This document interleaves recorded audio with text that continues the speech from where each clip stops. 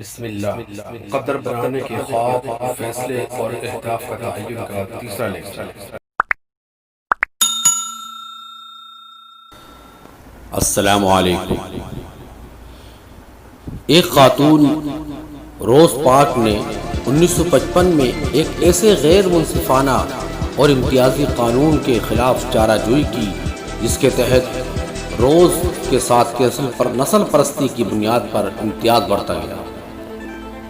ہوا یہ کہ بس کے سفر کے دوران روز نے اپنی نشست خالی کرنے سے انکار کر دیا تھا۔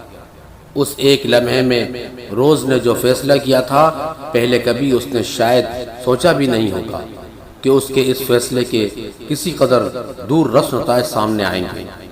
کیا روز پاک سماجی ڈھانچے کو بدلنا چاہتی تھی؟ ایسا ہرگز نہیں تھا۔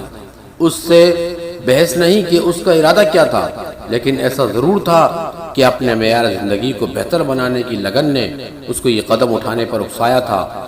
کیا ایسے دور رس نتائج عمل میں لائے جا سکتے ہیں جو کہ آپ نے اپنا معیار زندگی بہتر بنانے کے لیے اپنے اچھے فیصلے کے تحت کیے ہوں؟